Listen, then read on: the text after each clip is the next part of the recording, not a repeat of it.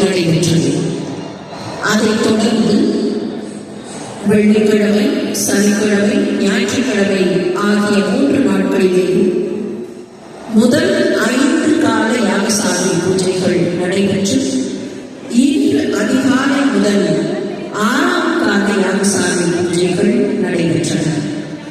6ஆம் கால யாக பூஜைகளின் நிறைவில் பூர்ணாகுதி ஆகி, திரவியாகுதி ஆகி, கிரக பூர்த்தி, கிரக பிரீத்தி ஆகியவை நடைபெற்று யாகசாலை தீபாராதனை நிகழ்ந்தேறி இப்போது வெண்பொற்ற குடையோடு கடங்கள் யாத்திரையாக எடுத்து வரப்பெறுகின்றன.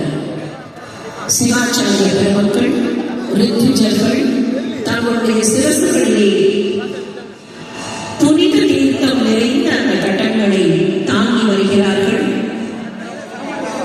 தெய்வத்தின் புறப்பாடு போல இதோ கட்டங்களின் புறப்பாடு. கட்டங்கள் எல்லாம் வடக்கு வாசல் வழியாக திருக்கோயில் வளாகத்திற்கு வந்து கொண்டிருக்கின்றன.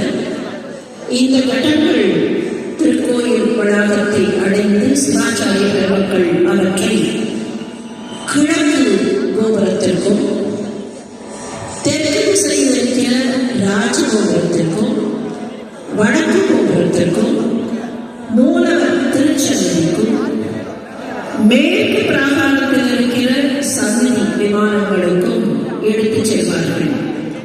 ஒரே சமயத்தில் அஷ்டவர்தன ஜீர்ணோத்தாரண மகாகும்பாபிஷேகம் ராஜகோபுரத்திற்கும் மூலவர் சன்னதி விமானத்திற்கும் மற்றும் மற்றைய சன்னதிகளின் விமானங்களுக்கும் நடைபெற இருக்கிறது.